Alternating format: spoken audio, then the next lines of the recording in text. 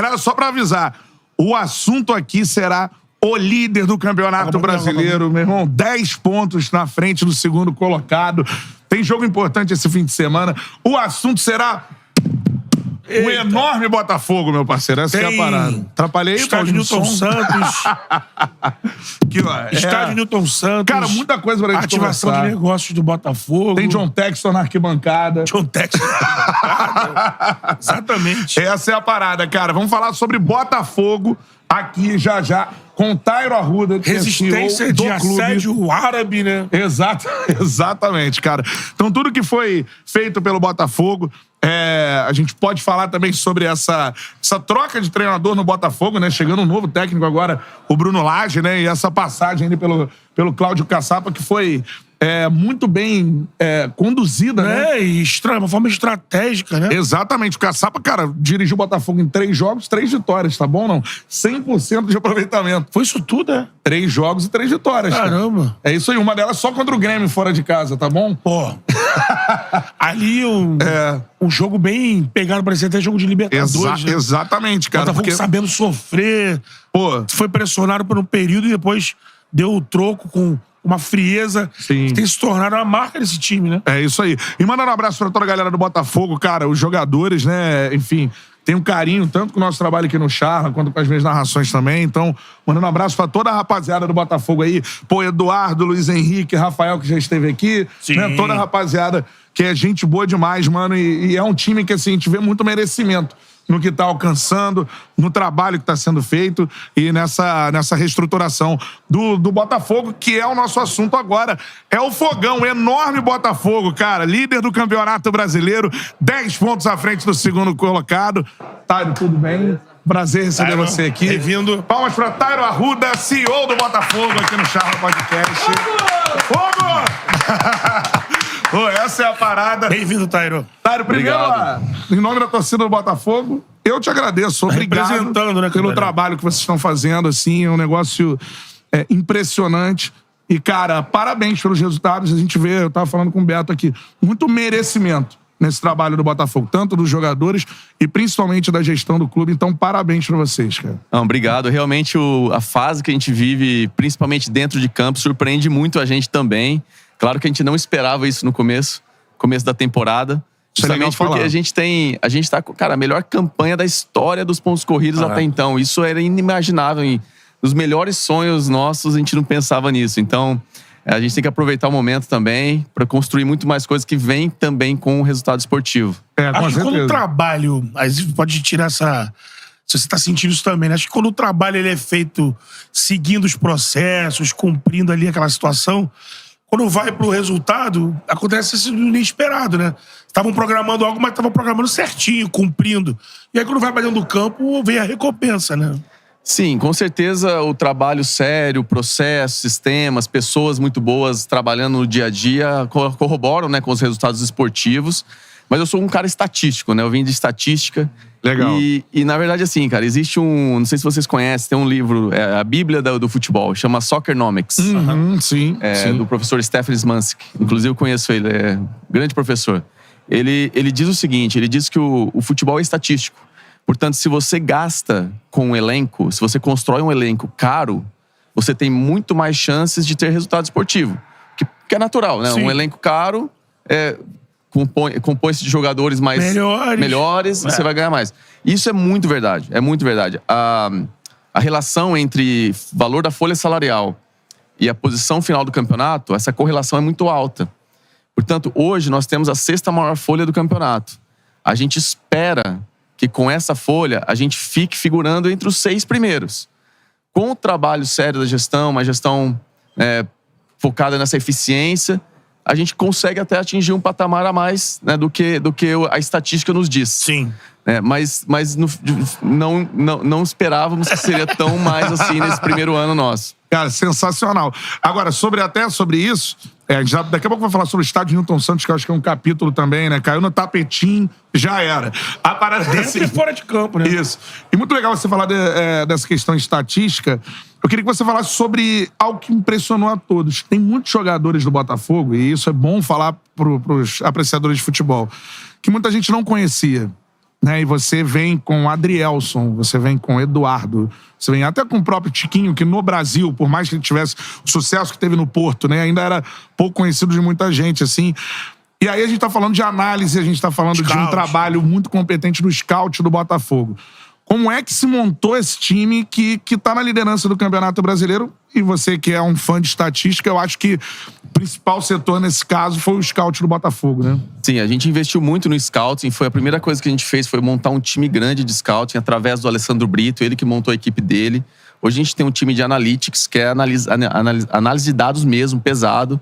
A gente tem os olheiros, a gente tem análise do adversário, a gente tem um time grande de análise, todos dentro do guarda-chuva do Alessandro Brito. E o scouting, ele é uma ciência. É uma ciência como qualquer outra.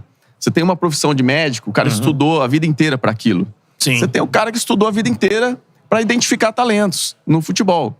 Então, quando no olhar do torcedor ou do leigo, que eu também me considero um leigo nesse aspecto, a gente olha, pô, quem é Adrielson, quem é Tiquinho, na hora que eles vêm? Por quê? Porque não é a nossa ciência natural. Mas as pessoas que estão escolhendo esses atletas, eles têm plena confiança no trabalho deles. Assim como você tem no teu trabalho, eu tenho no meu, o médico tem no dele.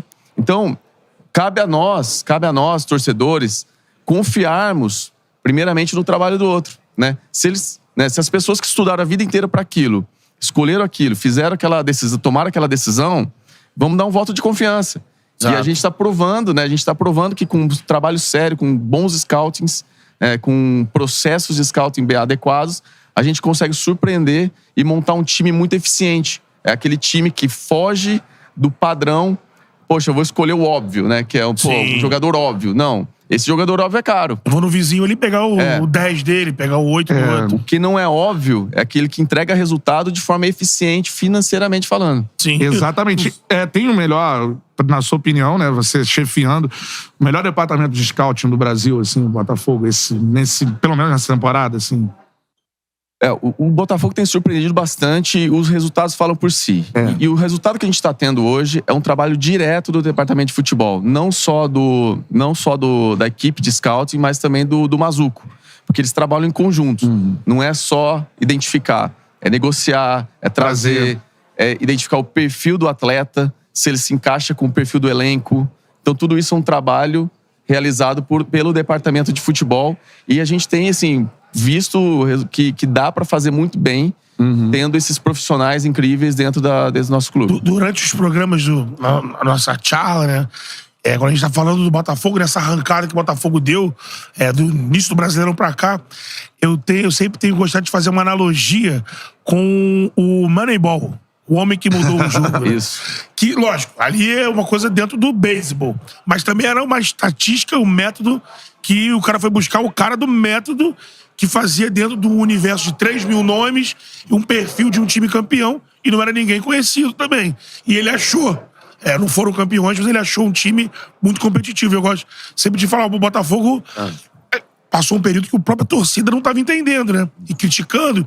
E quando o time fisicamente ficou apurado e encaixou, o time voou, né? E até sobre isso, Tairo, já pra te perguntar, o que esperar nesse momento, né? Você como CEO do Botafogo, assim, a gente tá no meio de uma janela, por exemplo, né? O torcedor pode ter uma confiança da manutenção, né, da estrutura, pelo menos, do time. Não sabe, tem a Arábia Saudita agora muito forte, até o Luiz foi pra lá também, o Luiz já esteve aqui com a gente, né? Queria que você falasse sobre isso.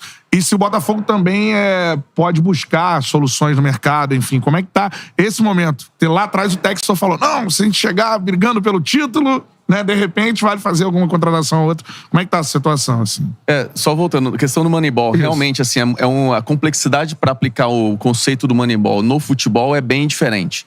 O beisebol, que é o caso, é um jogo parado, parece um jogo de xadrez. Isso. Pouca movimentação.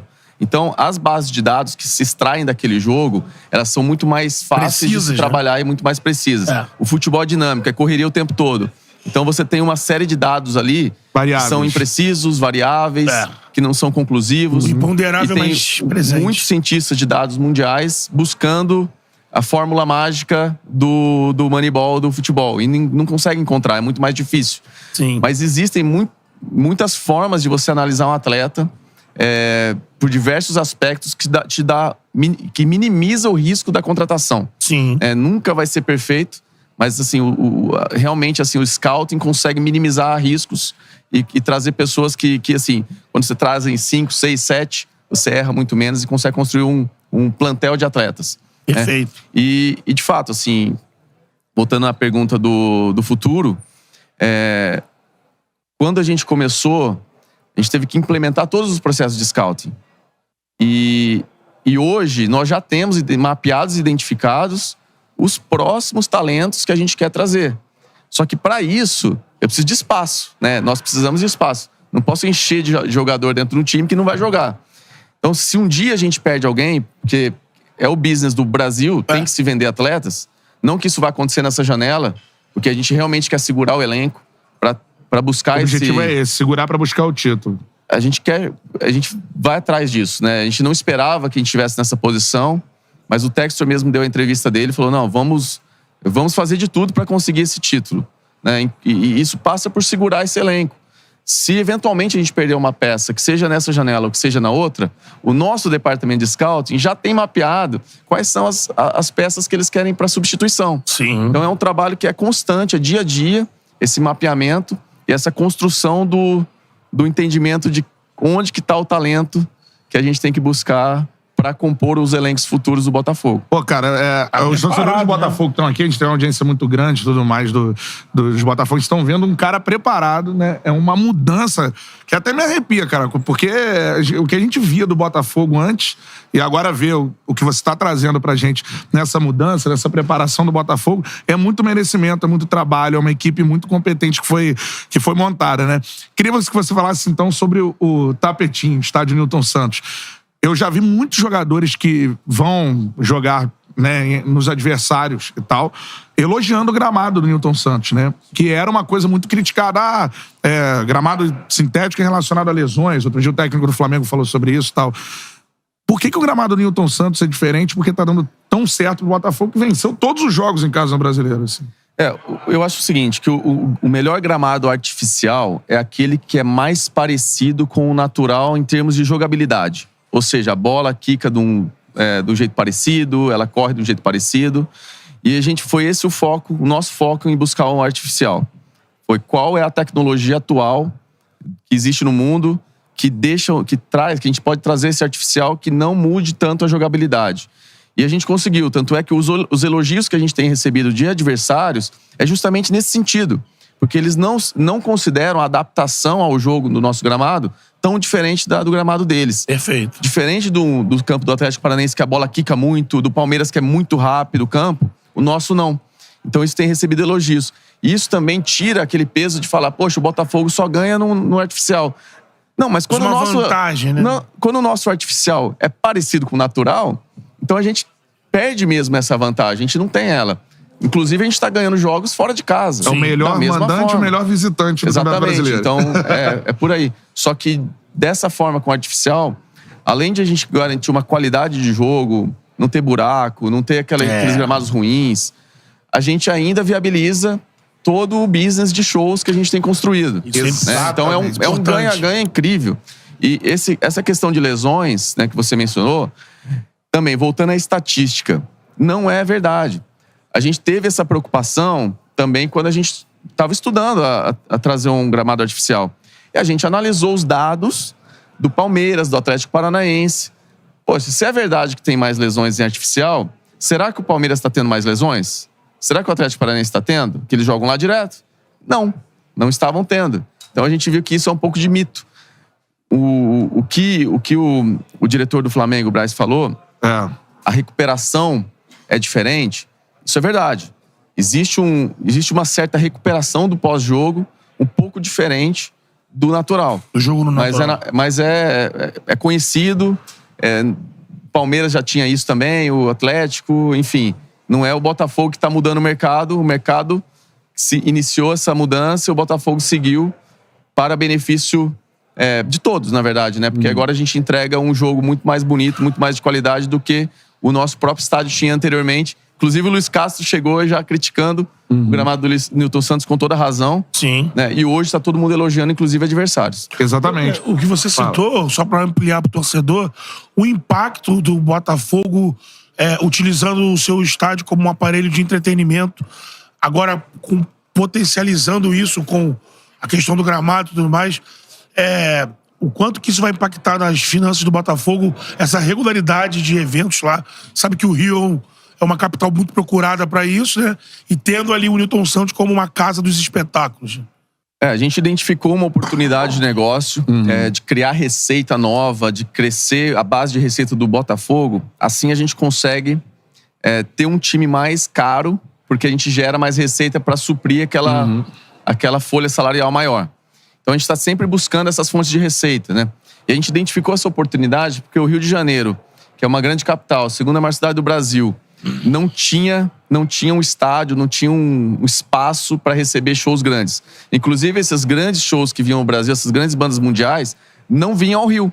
Iam a São Paulo, eventualmente para Minas, não vinham para o Rio. Somente rock, é isso aí. A gente começou a falar com as produtoras, a gente sentiu o interesse de trazer ao Rio também essas turnês.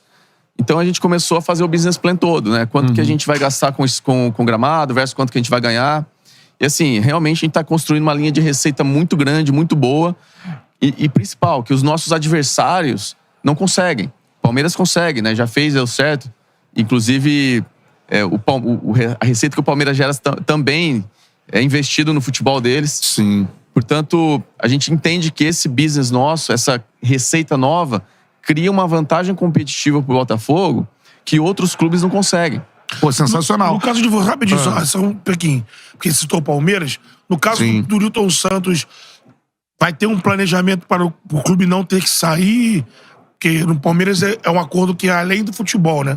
Que é com a W Torre, onde tem prioridade ao show, aí ela paga a locação de um outro campo. No caso de vocês, o planejamento é para minimizar isso? Isso é uma boa pergunta. Excelente pergunta. Sim, é diferente. O Palmeiras mesmo, o clube, não tem o controle sobre a agenda de shows. Nós temos. Então, nós que escolhemos junto com o produtor as datas. Às vezes, a gente não conhece ainda o calendário. Por exemplo, tem gente já perguntando de datas para o ano que vem. Nós não temos o calendário feito ainda das competições do ano que vem. Então, a gente tem que, às vezes, aceitar um contrato para não perder. E pode ser que coincida com alguma data de jogo, desculpa. Aí a gente tem as alternativas, né? Ou a gente pode negociar com a CBF, que é possível, uma antecipação de 1, 2 dias, um atraso do jogo e manter no nosso estádio, que é o ideal. Ou a gente pode eventualmente levar para outra praça, também atende ao torcedor botafoguense, por exemplo, de uma Brasília, que é um grande campo de botafoguense. Então a gente consegue fazer com que desse limão uma limonada, porque é sempre... É pontual, algum caso específico que tiver conflito, é pontual. E a gente pode até atender um torcedor de outra região, levar às vezes pro Maracanã. Enfim, a gente tem algumas opções interessantes aí nesses casos. Perfeito. Agora, queria perguntar pra você sobre o novo treinador do Botafogo, que chegou agora, o Bruno Lage. Inclusive, parabenizando também por essa situação muito diferente, muito legal que aconteceu com o Cláudio Caçapa, né? 100% de aproveitamento, 3 jogos, 3 vitórias, um negócio impressionante. Uma delas com o Grêmio fora de casa, assim, vitória gigante, né? Tá por aí o homem, tu viu? Quem? Caçapa. Caçapa tá aí? Passou ali agora. Pô, sensacional, cara. Então, Otário, perguntando pra você sobre isso, assim, esse processo de contratação do Lage, como é que vocês chegaram nesse nome? Se ele se assemelha ao que o Luiz vinha fazendo, ou não, é um outro treinador, assim, como é que vocês chegaram no nome do Bruno Lage? Como é que foi feita essa contratação? Olha, todo esse processo de trazer o Caçapa, as negociações todas com o Bruno, tem que dar 100% do crédito ao John. Ele conduziu tudo isso sozinho, praticamente. Claro, com ajuda, com o suporte do André Mazuco, mas assim, quem fez tudo acontecer mesmo foi o John. Que legal saber. Pessoalmente. E assim, isso mostra também qual que é o comprometimento que ele tem com o Botafogo. Saiu um treinador que estava ganhando tudo nesse ano e entrou um outro imediatamente para suprir aquele período de transição. E na hora que a gente trouxe o Bruno Lage, também foi unanimidade com a torcida, que é um treinador qualificadíssimo, extremamente experiente. E o John falou muito bem na entrevista dele sobre como foi o processo de escolha na apresentação do treinador. É um treinador que o John já acompanha há muito tempo. Então já conhece o trabalho. O John gosta muito de futebol. Ele assiste jogos todos os dias. Ele adora isso. Então é um treinador que ele já tinha acompanhado, já conhecia, já tinha conversado com ele. Não foi uma figura nova que ele ligou e falou, poxa, deixa eu me apresentar, eu sou o John, dono do Botafogo, quero que você vá pra lá. Não, eles já se conheciam, ele já conhecia o trabalho um do outro, então foi uma coisa um pouco natural. É claro que um treinador dessa magnitude vir ao Brasil precisa realmente ter alguma coisa diferente. E a diferença aí foi o John de convencê-lo do projeto, de mostrar que ele pode subir na carreira vindo pro Botafogo e não é algo menor que ele já tinha, né? Sim. Ou seja, as oportunidades que ele tinha na Europa versus Botafogo, ele conseguiu entender que aqui é um crescimento de carreira pra ele também. Que legal isso, Como cara. foi com o Castro, né? Exatamente. O Textor falou desde o início, olha, escolhi essa figura porque disso, isso. Eu desejo que ele faça isso. Mostra o entendimento do John de futebol. Assim, queria que você até falasse sobre isso, que agora... aliás, só pra finalizar, o torcedor do Botafogo pode esperar, então, uma continuidade. Não é um trabalho que foi interrompido do Castro, que pode esperar essa continuidade com o Lage, assim. Com certeza. O Lage mesmo falou na apresentação dele que ele vem pra somar, que quando o time perde, ele falou com essas palavras, quando o time perde nem tá tudo ruim, e quando o time só ganha também nem tá tudo tão bom. Então tem sempre coisas a ajustar, aprimorar, mas a ideia é manter, né? Manter o trabalho que foi feito e sempre acrescentando coisas novas para corrigir os erros que existem também nas vitórias. Né? Então é isso que ele quer fazer aqui. Eu acho que vem com a mentalidade correta, vem com... Ele sabe muito disso, né? Ele sabe... também é outra ciência, né? Ser um treinador de futebol. Ele estudou a vida inteira para isso. É uma ciência, a gente tem que confiar que as pessoas que estão qualificadas assim nas suas áreas vão entregar o resultado esperado, né? Com certeza. Agora, te perguntar, Tário, porque agora viralizou, né? O Texas esteve na cidade de Paraná, na Argentina, interior da Argentina, na arquibancada. Sim. É um negócio espetacular. Ele no alambrado, Segovinha. E você externando pra gente que ele é um cara que entende muito, acompanha muito futebol. Cara, quem é esse cara que é um bilionário americano, mas que, diferentemente até de outros presidentes de clubes, né? Vamos colocar ele no Brasil, tem essa aproximação tão grande com o torcedor. Quem é o seu chefe, cara, o John Textor? Eu queria que você contasse até uma história que a gente possa entender quem é o John, assim, de fato. Olha, o John é um cara incrível, assim, ele realmente, ele não chegou lá onde ele chegou à toa. Eu sempre falo que a cabeça do John gira em outra frequência, sabe? Ele pensa diferente. A cabeça dele não é cartesiana, não é linear. O pensamento dele é todo atrapalhado, mas que você fala, caramba, cara, esse cara é gênio. É genial. Então, assim, eu aprendo com ele todo dia, é incrível. Toda interação que a gente tem, eu aprendo alguma coisa. E a vivência que ele tem também no mundo empresarial. Ele foi empresário de sucesso de várias empresas. Já ganhou. Vocês sabem que ele tinha uma empresa de produção de filme, né? De Hollywood. Ele ganhou 6 Oscars, cara. 6 ou 8 Oscars. De produção acho que Titanic era da empresa dele. Depois ele comprou uma empresa chamada Fubo TV, que é uma plataforma de streaming de futebol. Ele pagou acho que $3 milhões na época. 2 anos depois ele abriu o IPO da empresa, 9 bi. Então assim, é um cara que sabe fazer negócio, sabe gerir pessoas. E assim, ele é muito próximo ao Botafogo. Eu falo com ele 3, 4 vezes por dia. Inclusive, antes de entrar no podcast, acabaram de me ligar. Caramba, eu falo 3 ou 4 vezes por dia com ele do Botafogo. Ele tá querendo saber de tudo. Detalhe por detalhe. Da manga da gola da camisa, ele opina. Isso é bom você falar. Ele opina em tudo. Assim, todas as decisões do Botafogo são ele que toma. Não sou eu. Eu sou o executor. Sim. Mas ele tá sempre disponível. John, chegou uma proposta aqui de um patrocínio na manga de um jogo, R$200 mil. Quer fazer ou não quer? Até nesse nível de $50 mil, que não é nada, sabe? Ele quer saber, mas qual empresa? Que setor que é? Sabe? Ele fica querendo saber de tudo e é muito participativo. Esse é o John Textor. Tá muito empolgado agora? Ele sempre esteve empolgado, sempre. Não só pela campanha, mas com o clube, com a torcida, a vibração. Ele se sentiu abraçado, amado, desde o início que ele chegou. Ele lembra muito bem do dia que ele pisou aqui no Rio de Janeiro e foi recebido como um astro, né? Coisa que ele nunca foi, né? Em nenhum lugar mesmo no Crystal Palace, que também ele é dono, no Lyon, etc. Aqui as pessoas são afetivas, são quentes, né? Warm.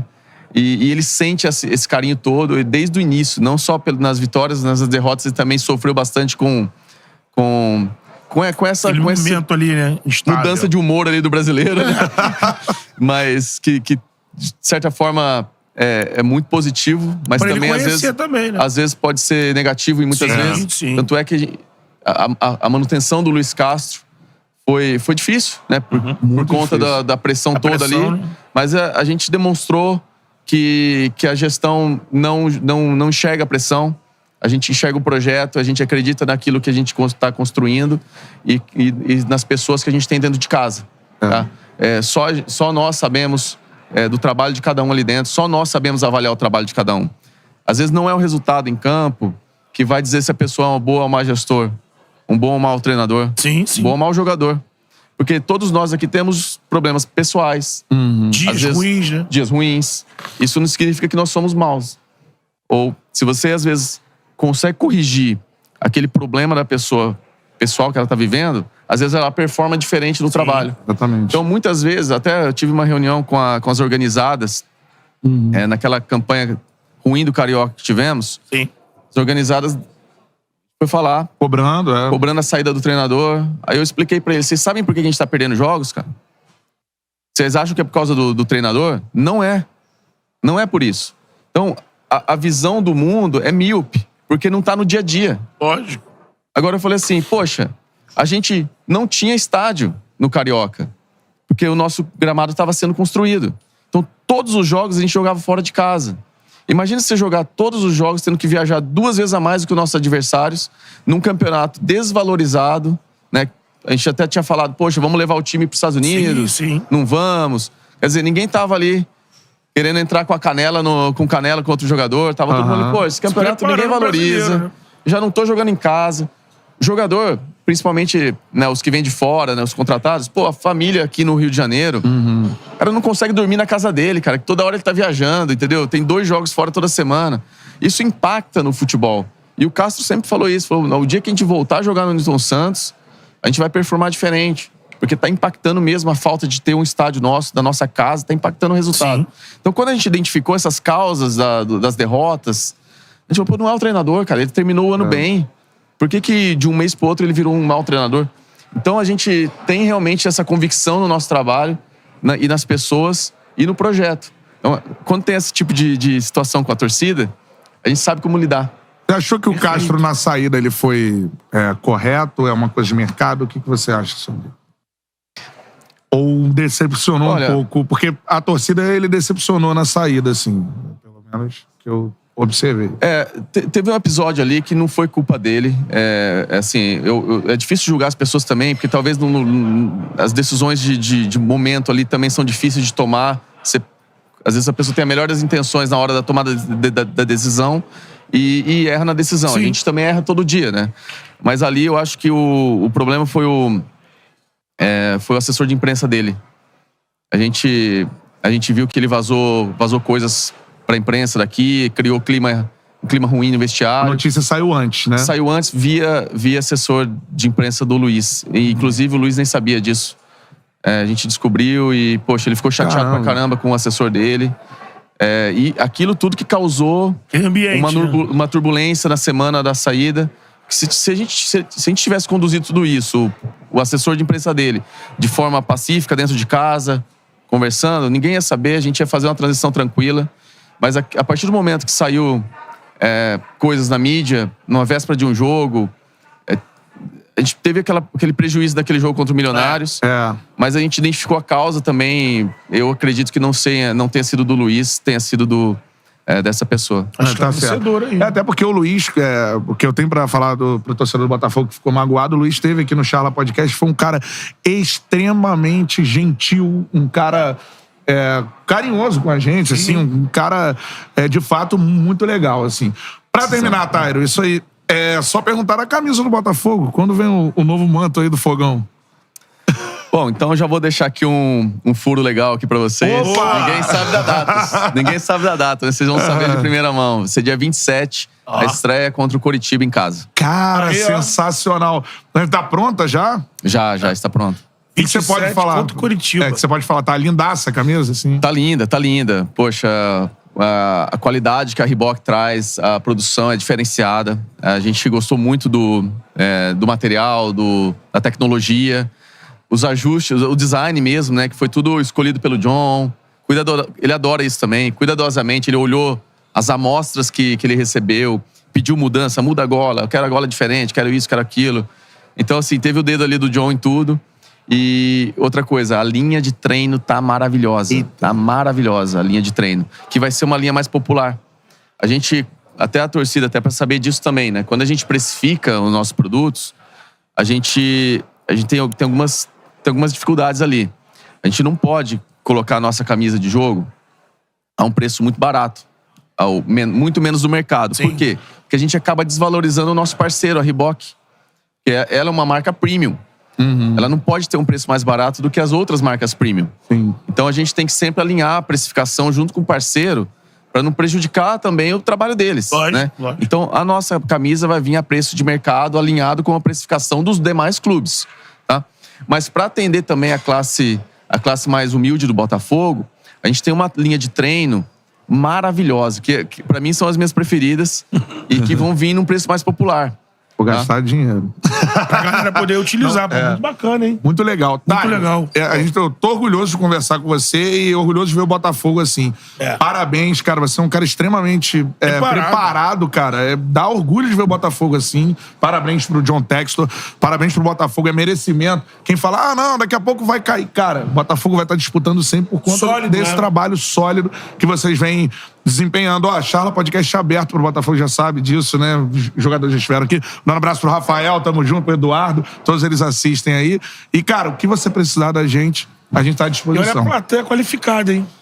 Pô, doutor Marcos Mota. Tá vendo? Tairo, parabéns pra você. Muito Eu que obrigado agradeço, aí. obrigado. Parabéns pelo trabalho de vocês, tá Obrigado. incrível. E conte com a gente também lá no Botafogo. Pô, que legal, Perfeito, Tairo. perfeito. Sensacional. Obrigadão. Palmas pro Tairo Arruda, CEO do Botafogo. Aí, ó. Isso aí. Manchete, hein? Aí, ó. Dia 27 aí. Já separa a carteira aí, Parabéns, Paulo. hein? Valeu, hein? Tairo, muito obrigado, tá? O que precisar. Esse aí é quase sócio do Pô. canal.